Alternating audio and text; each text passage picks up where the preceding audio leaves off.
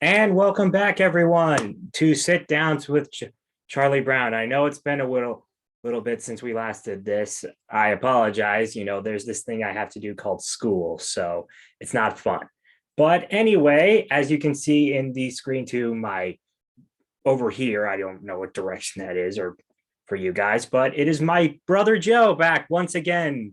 Say hello, Joe. Hi. Yes, he is coming to you live from his own university. As we see, he has a Dallas Cowboys flag in the background. So I'm not hating. I'm just saying. So yeah. Anyway, it is currently February 6th of the year 2022, meaning it is the halfway point of the NHL season. So it's one of the reasons I brought my brother back because he is by far one of the best hockey experts I know. So, indeed. Any thoughts on that, Joe? Or No. okay, cool, very cool. Yeah. Anyway, so I figured we'd just kind of go through a lot of the teams, starting from the bottom up, kind of understanding what sort of like going through how each team's doing so far. So, first off, I figured we'd start over in the Eastern Conference. And first up in the Atlantic Division, we have the Canadians. Ugh. Like, here's the thing. I knew this team was going to take a step back after their cup appearance, but they literally fell off a precipice just because this team has 8 wins at the halfway point. 8. It's Yeah. just like it's just like geez. And it kind of was expected because, like, to be honest, I think the issue is with the Canadians is their game plan and structure was sort of centered around Carey Price, and he hasn't been able to really bail them out anymore. So yeah. Well, I just think a lot of what made the team good last year just didn't show up. Like Carey Price gone, Shea Weber gone, Cole Caulfield step back, Philip Deneau gone. Like just a lot. Yeah. It's changed. And especially since Mark Bergevin's now out as GM. So they're going to probably be trying to think. They're probably going back into another rebuild year, sort of rebuild to try and get a competent team back in order. So that's at least what I can say for them. Yeah. Yeah. So next up, we have the Ottawa Senators.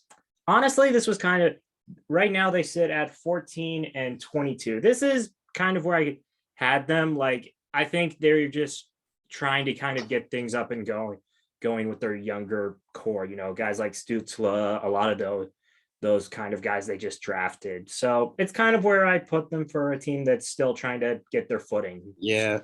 I mean, I thought they would be a little bit better, probably not a playoff team, but I mean, I'm not sweating over it. I feel like this is you got to get just they just slightly need some under where I had them. experience at this point. I think they just need experience. Yeah. So. And next up, we have the Buffalo Sabres. Honestly, I'm actually shocked about the Sabres just because it's this simple. They're not in last. It's a good yeah, thing. this is an improvement from last year. Because obviously before the start of the season or like a little bit into the season, they finally traded Jack Eichel to Vegas for Alex Tuch, who actually surprisingly enough has been one of their best players. So it seems like it's been a great move right now. I think it really is going to depend on how those picks they use, like what those picks really kind of turn into to determine who really kind of won that trade. Because obviously Eichel is still injured right now, and they're just kind of waiting for when he can get healthy back, which I think won't be this year. I just kind of think like they're going to want to. They are going to bring him back. You really think they're going to bring him back in time? So, yeah. I mean, like it is a possibility. I just still think I still think you may just want to rest him for longevity. So, yeah. Well, if you're competing for a cup, I would think you would want to bring him back. But this is about Buffalo. We can save that for Vegas. Yeah, we'll save that more for Vegas. So, next team up is shockingly the Detroit Red Wings, who honestly, like, actually have had are starting to get actually we're kind of starting to bounce back. Like they're sitting right now at 20 and 21, but they're only like they're not far out of a playoff spot. I mean, like there's still a bit of distance between them and the 4 seed, Boston. but they are improving, especially considering their past seasons where they've been bottom of It's the barrel. because their prospects are coming in and they have a lot more coming up. Like Yeah. Detroit, I don't think they make the playoffs, but They definitely are it's a a team bright that's on the spot for upswing. the future. Yeah, they are team on the upswing, which I honestly is to be expected with Steve Eiserman. He's probably finally starting to get traction with this team. So yeah, next up, Boston is the number 4, sort of the number 4 spot in the Atlantic Division, the Boston Bruins. This is honestly kind of where I expected them. Like, I know they've had issue. Their biggest issue I've seen this year is goaltending, just because it's been 1 minute it's on fire, the next minute it's paper thin.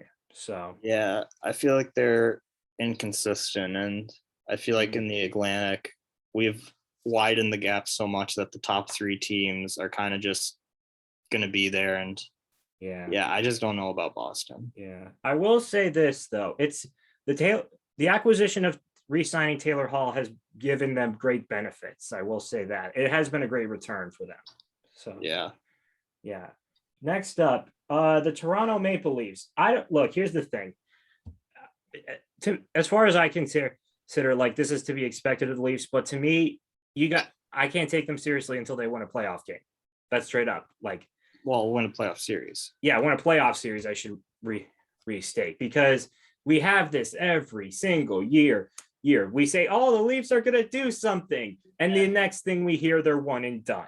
So until they can prove me that, and being honest, like this might be their last chance, because I remember like after they lost to Montreal last year, there were serious talks about possibly blowing up the core, which they didn't do this year, but I could see that happening in the near future at some point if this keeps happening. So, And I don't know if they can make it past the first round again this year, because right now they're in third, and basically unless they get the number 1 seed, which I don't think they will, no. You're going to have to face either Florida or Tampa Bay. Yeah. And honestly, they may not want the number 1 seed at this point, because then they'd have to face Boston. Which honestly, if they just have to face I would Boston, say out of the it's 3, I'd rather face Boston.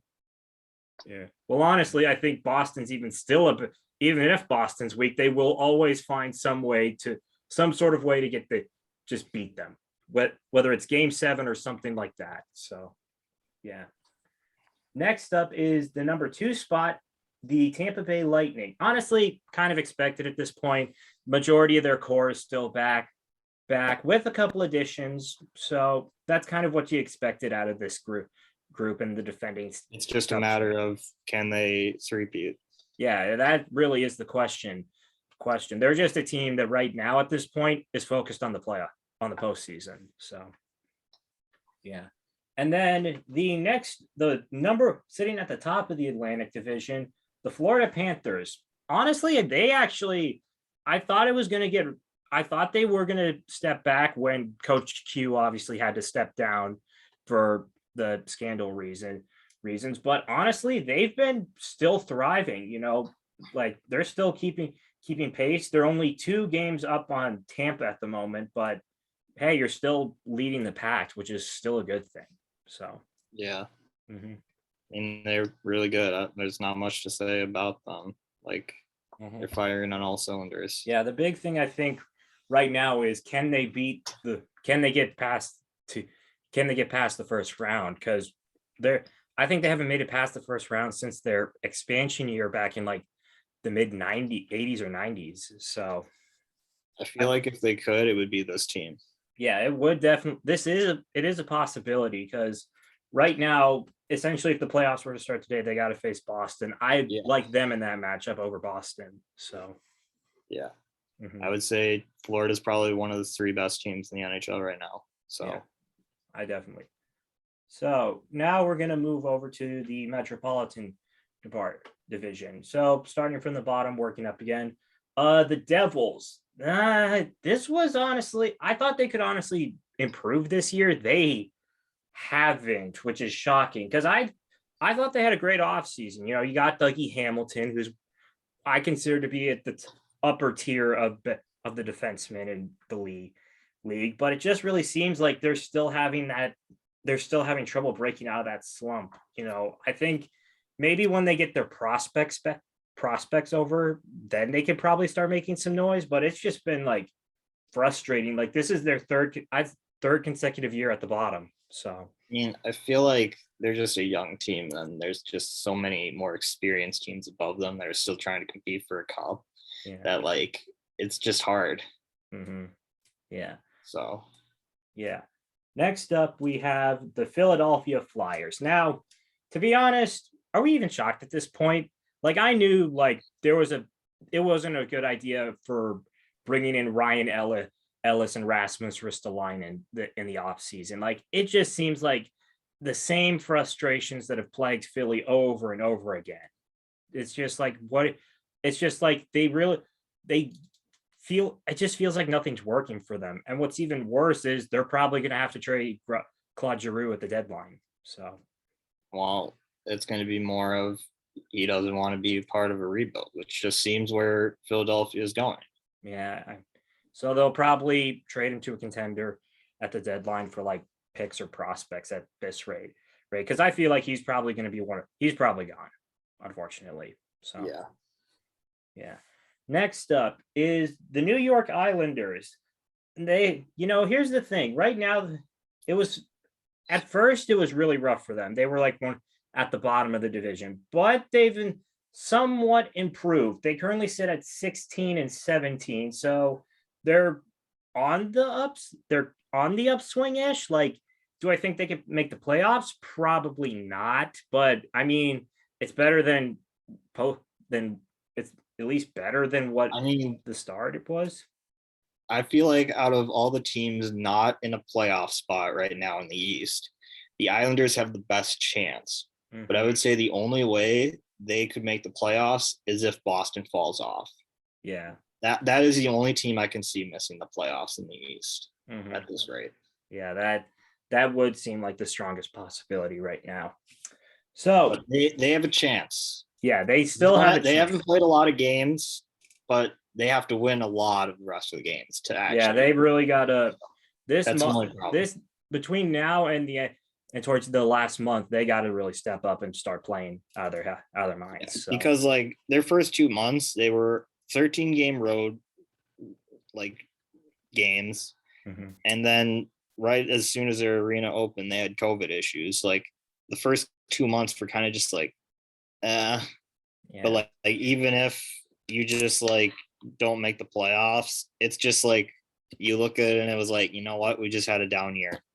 Yeah, that is Try again fair. next year. Like, I don't think it's necessary to like fire a bunch of people. It's just it happens to a lot. Sometimes you have a down dip in production, and especially, you got to look at it. They've made the Eastern Conference Finals back-to-back years, so Yeah. that's at least something. So yeah. Next up is the Columbus Blue Jackets. Honestly, they started out hot at the beginning of the year. They were a team I thought couldn't be a dark horse playoff team, but they kind of dipped down a little bit, which honestly you can expect. It's still a rather young team. However, just from like basics right now, it seems like the trade of Seth Jones was probably the best move for this team Yeah. because Cole Sillinger has been a part of the team. He's been phenomenal.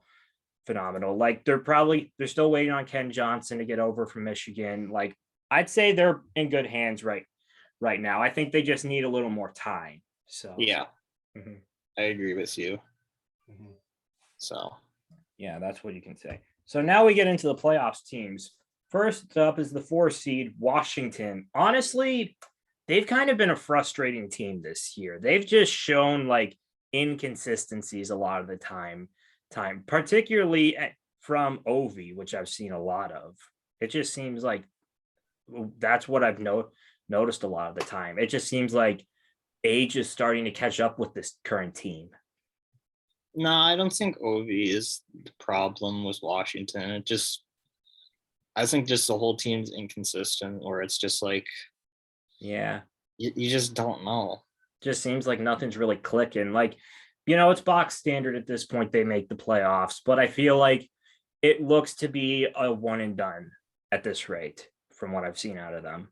Unless Yeah. they can somehow get back to being get back on track. It doesn't seem that way. So yeah. Yeah. All right. Now our number 3 team, the Pittsburgh Penguins. Now, to be fair, I did say the last time we did this for the off season that this was probably the Penguins' last chance at doing something. Turns out they took that statement personally, as at one point this team was literally one of the best teams in the entire league. So yeah. Well, I don't think it's their last. Basically, as long as they have Crosby and Malkin, they're going to compete for a cup. Yeah. Which is what you should do. So yeah. The question is how much more can you get out of them? Because I know they've still, from the analytic point, from statistically, they've still been able to keep up. But Father Time's a cruel reality that hits teams sometimes, which I feel it just is a matter of when it hits. So yeah. All right. The number 2 team, the New York Rangers. Honestly, I clowned the Rangers a lot for a lot of their moves of bringing in Ryan Reeves, Barclay Goodrow, and like those type of players. But turns out it's worked, as they currently have had probably one of the best seasons, especially with considering Gerard Gallant. Obviously, I knew he was going to be a good coach for them, but this has honestly been a very good coaching tenure for him. He seems to really have gotten this team to live up to what they should be. So yeah. Yeah, because like they have talent, the Rangers do. You got Panarin, you got Zibanejad, you got Capo. Like I could definitely see them being like, I definitely could see them winning the first round, maybe the second. I don't know how far though yet. Still to be determined. They're still young. Next up, the number 1 team in the Metro, the Carolina Hurricanes. Honestly, this is actually shocking because I knew like their biggest question for me was in goaltending. And it turns out that it does at this point, it pretty much doesn't matter what kind of players they have, they will still be able to get the most out of each of them, which I'm considering that is probably the powers of Ron Brind'Amour. So yeah. They're one of the best teams in the NHL. Like they still are the only team to have single digit losses. They're 31-9, which is pretty good considering it's only the halfway point. So yeah. Yeah. All right. So now moving over to the Western Division, we have the Central. In the Central Division, first up, the Coyotes. Jeez. It's expected. Move on. Yeah. They're here's one thing. Just move the team. Okay. Just Jesus. They're bad. Next up, the Chicago Blackhawks. I tried to tell people they were screwed if nothing clicked, if everything didn't click. What a shocker, nothing is clicking. Seth Jones is turning out to be a literal pylon on the ice. Marc-Andre Fleury can't stop anything, and the whole team is a big blob of meh. So I think it's just the defense. It's absolutely atrocious. Yeah. And the worst part is that Jones contract hasn't started yet. It starts next year, and it's going to be even worse, probably. So, yeah. All right. Next team is the Jets. Honestly, I was shocked this was from the Jets. I mean, obviously the division realignment, it was going to be a bit of a challenge to rebound, to stay competitive, but they just kind of have taken a bit of a downward spiral in production. Like, it just seems like they have had troubles to get up and running. So yeah. Yeah, that's really all I can say. Like, they haven't had anything big or noteworthy I can find from them this year. So yeah.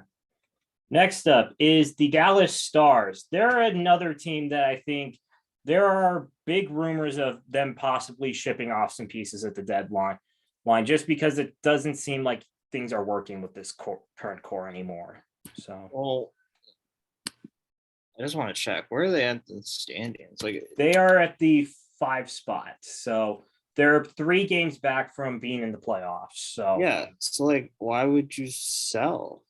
I mean, like, well, that's the thing. I've just heard rumors that they were looking at maybe trading one of their guys like Joe Pavelski. I heard his name up a couple times. They were possibly looking to move him. So Okay, well, I guess it's wild card spot only, but yeah, who do because they have to pat? I mean, I feel like they're on the bubble. Like they yeah, could they're go on the either. bubble. They really shouldn't be doing anything, but apparently there's word that they are going to do something at the deadline. Which do you really think trading Joe Pavelski, who's been probably your best player this year, is the answer? I really don't think so. But Oh, we'll see. yeah. All right. Four spot now into the playoff spot. Number 4 is the St. Louis Blues. Honestly, These are all locked up. Like I don't see any of these changing. yeah, no, I don't see a lot of these. Position maybe, but like I don't see any of these 4 teams missing the playoffs. Yeah. Yeah. St. Louis, I feel like they've obviously, like, I remember you saying it in the last one. You said there could be a bounce back team, and they definitely have been bouncing back. I'd say their biggest issue is over reliance on Jordan Binnington, but other than that, like, they're a solid quality team. So Yeah, like they're the 4th team in this division, but it feels like they shouldn't be. yeah, it just kind of feels like they really shouldn't be at this point because they have so many big glaring issues that I feel like they really shouldn't be a playoff team, but yet they somehow are. So yeah. At the 3 spot is our hometown team that me and Joe live and die by, the Minnesota Wild. Honestly, here's the thing. Obviously, I kind of expected them to make the playoffs this year, but I must say that this is probably one of the best teams I've seen out of them in a very, very, very long time. Yeah. Because obviously, Kirill Kaprizov, what more is to say? Like, obviously, they re-signed him, thankfully, and he's lived up to his contract, in my opinion, because he made the all-star game. So there's that. There's so many good notes. Like, obviously, Matt Zuccarello's been like the perfect alignment mate for him. You also have have Cam Talbot being a literal brick wall. You also have Matt Boldy, who's been phenomenal since coming up from Iowa. It's just like there's a lot of good things going their way right now, to be honest. Yeah. So I definitely could see them moving up a little bit, especially since I think they will move up. yeah, they definitely could be. I'd say they either are the 2 seed or the 3 seed at this rate because right now they ride a 6-game win streak. So, they could definitely jump Nashville, who's the other team, which honestly, I'm surprised of Nashville. I thought they were definitely going to take a step backwards, especially with losing Pecorine, but apparently it hasn't bothered them and they're still competing. So yeah, they're still playing I just don't think they're going to stay in that number 2 spot though. Yeah, they probably I think they're going to dip down to that first wild card spot where St. Louis is, and Wild and St. Louis move up. Mm-hmm. That's a definite possibility. So now the number 1 team in the Central Division, Colorado. As you can see, Joe giving the usual. So, yeah. I hate Colorado. Oh, dude, we all hate Colorado. Dude, we're Wild fans. Of course we hate Colorado. They sit at 32-8, and it's to be expected at this point. Yeah, screw you, Colorado. We don't like you. Okay. Let's be real here. Yes, we know Nathan MacKinnon is a straight baller. We still do not like you. Okay. But yeah, it's to be honest, they're focused on playoffs at this point. So yeah. All right. Next up, let's transitioning over to the Pacific Division. Starting at the bottom, going up once again, we have Seattle. Honestly, I kind of figured like they weren't going to have the same success as Vegas did, just because I feel like the big thing is it was sort of like they learned from Vegas's expansion draft. Teams learned from Vegas's expansion. Yeah, teams draft. learned. Yeah, because they learned that because Vegas's main strategy was that they took good players from bad organizations, and Seattle couldn't do that. So Well, I think what it also was is like the trades. It was like, oh yeah, we don't want to lose like this player, so we're gonna make a trade with you, yada yada yada. But this yeah, time around, it was probably more like, whatever, we're gonna lose a good player, but we still have a lot of other good players. So yeah, yeah. So I'd say their big problem I've seen with them this year has been coaching. Like Hackstall's not been the answer for them, really. well, it's I wouldn't say get rid of him yet though, because it's Yeah, I mean, I'm just chalking this up to expansion team. yeah, I mean, like you can't. If this happens next year, then okay, yeah, maybe it would be time. Maybe Time to even leave. next year, if they are still bad, Yeah. I would still chalk it up. The year after that, 3 years from now, then I would start to wonder. Yeah. Okay, that's So. a fair assumption. So the next team up, the Vancouver Canucks. So I tried to warn Vancouver they should have fired Jim Benning when they had the chance, but they didn't listen. Now you have to deal with the fact that this was a team that literally wanted to explode like not like the first week of the season, pretty much. So Yeah. yeah. So both I forget who the coach was at this point, but both Benning is finally gone and the coach at the point I forget. Instead, you get the replacement of Barbecue Bruce Boudreau. Hope you guys like losing in the first round. So That's if they make it to the playoffs, though. oh yeah, that's true. They're way out of the contention at this point. However, they are better, surprisingly better at this point, because this whole division's a bloodbath. Because each For the team's wrong reasons. yeah, for the wrong reasons. Yeah. All right. So yeah, I mean, other than that, like I think the big issue surrounding Vancouver is I forget, is Brock I think Brock Besser's contract's up this year, if I'm correct, right? Um Well, we'll just have to see what they do. yeah, because they just paid Elias Peterson. Yeah, Brock's a restricted free agent after this year. So yeah, it's gonna be an interesting one. So I'd say that's the big thing. And I know, look, all right. I know I talk a lot about Brock Besser because he's probably my favorite player on the Canucks. Okay. Yeah.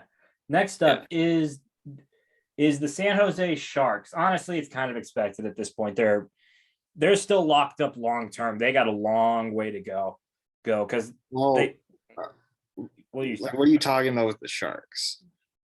I mean, like They're out of the playoff spot. Yeah, they're out of a play. I don't think they can make a playoff. I mean, I don't think they're making the playoffs, but I think just earlier they were in a playoff hunt, which is surprising to me. But I do agree they're done. Yeah, like the problem is, I feel they're still locked up long term. Like they're still locked. They still have a lot of money committed to they still are committed to Burns. I think is still Carlson's still a big contract. Couture is still a big contract. And they did get rid of Evander Kane, which honestly it was kind of expected, but yeah, that's kind of it. Okay, so next one up, prepare yourself because I'm going to ridicule you for this. Edmonton. Did I not tell you Ken Holland wasn't doing a good job as GM? They're on the comeback. No, they're not, Joe. Yeah, they are. They're going to make the playoffs. Joe, you are blind. They're going to make the playoffs. They absolutely are going to make the playoffs. Joe, did you not see like towards the start of the season where you saw that Oilers fan literally chuck his jersey onto the ice? Are we going to talk about the beginning of the season where we had such a really hot start? I'm sorry, didn't Evander Kane just get ejected, or didn't Evander Kane just get thrown out of the game right before the All-Star break? I don't ever remember hearing about that. Well, he did, but listen, bro, okay. Should we not look? You understand? Yes, you're in contention for a playoff spot, but do you not see? Here, hold on. For those who you can't really read this. So, the Kraken have 15 wins. The Canucks have 20 wins. Sharks have 22.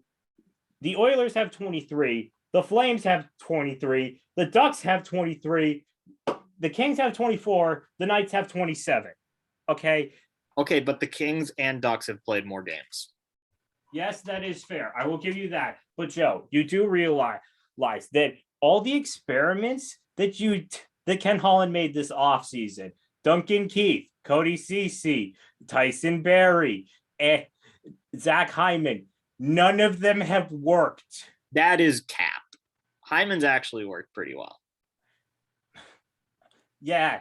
This is year 1 of his 7-year contract. Talk to me in 3 years, see if his production's declined. So at least we got the money's worth this year.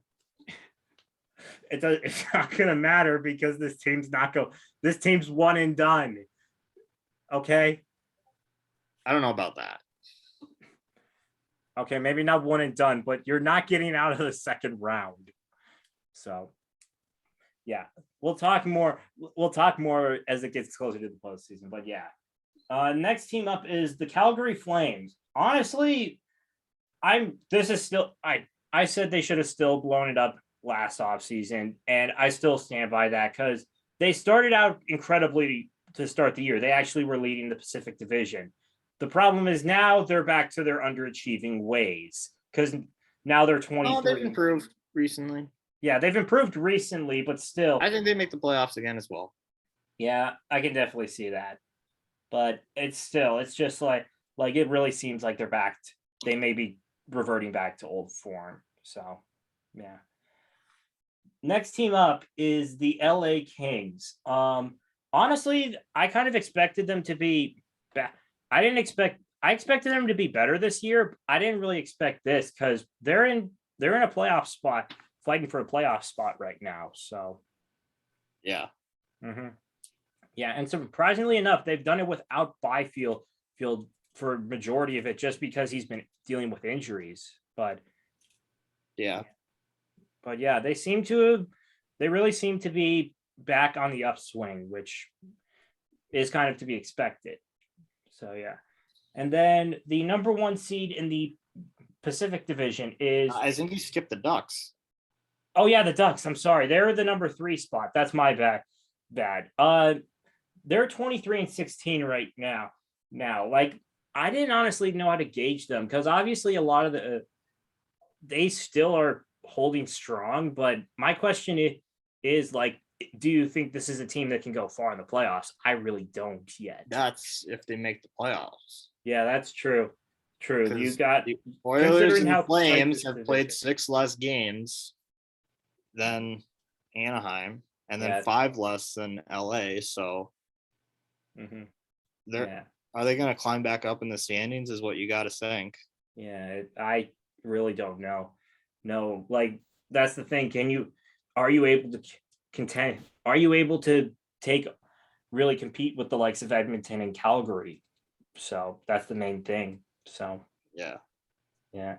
And then the number 1 seed, which is to not be which is no shocker, the Vegas Golden Knights. Honestly, that's the thing. I felt like obviously I had big question marks, especially since they traded Marc-Andre Fleury, which so far has seemed to be hasn't really bit them in the butt per se yet. I'd say like the big thing I'm wondering with them is about Eichel. Just because, like, here's the thing. I get why you traded for him. You probably wanted Philip Deneau in the offseason. You probably couldn't. You didn't get him. My biggest thing is like, how much more can you really buy that's like big names? Like, I feel like for a lot of teams, the last one I think they can get. Yeah, because like they're up against the cap even before Jack Eichel has to come in. So at the trade deadline, they're not buying. They probably have to like sell off players so they can have cap space for Eichel. Yeah, because I definitely think they're gonna bring back Eichel, like I said earlier. Yeah, because like I'm pretty sure they don't care that they're first in the Pacific right now. They're more focused on trying to win a cup, and Eichel is probably the one way they can win a cup. Yeah, most likely. So, my thing is like with them is like I know this is like, what more can you really do? Like, this is probably like the all in push at this rate, because I don't think if you fall short again, it's gotta question, like, what are you gonna do now? Because you, like, after your cup run, you go out, you buy Max Pacioretty, couldn't get anywhere. Where you then go out the next year you buy Alex Petrangelo, couldn't get anywhere. Then you go out this year, you buy Jack Eichel. What happens if you can't get anywhere? That's the big question I have for them. So, Yeah. yeah. Other than that, like, it's probably expected for them to make the playoffs at this rate. So, yeah. Anyway, so that's kind of all the teams. So one thing before we kind of get down to our final predictions for the standings, like, obviously the trade deadline's coming up. Like, what have you really heard? Like, who do you think is the big pieces that are sort of on the block, or like who do you think is the team that's going to be buying the most, and who's the biggest seller? So That's difficult to tell. Yeah. Buyer. I'd say Edmonton might be buying a little bit, I don't just know if because they're they really need depth. buying. That's hard to say. Yeah, I mean, it's a difficult question. I can understand if you can't answer it. So Because a lot of the teams that I think would be buying are at the cap, so I don't know what they can really Yeah. do. yeah, because like, I know they're probably not buying, because No, they're we're buying. what do you think we're buying? Or Bill Guerin has said that we're gonna look into buying. okay, well, that's interesting, because I feel like my big thing is you just extended Jordan. Like, we're probably running on very limited cap space. That's why it would just be a this year only kind of Yeah. contract. I mean, like, if he thinks this team can make the postseason, then go for it. But I think no. I think it's more of, can he compete for a cup is what he's trying to look at. yeah. But yeah. And then, all right. So going forward, like, what do you think? Do you think a lot of the divisions will be the same? So Atlantic Division, sort of review. I Like, think the East in general will just be pretty much the same as it is right yeah. now. The only difference could be is Boston falls out and the Islanders come in, but I Yeah. put that as like a 20% chance that it even happens.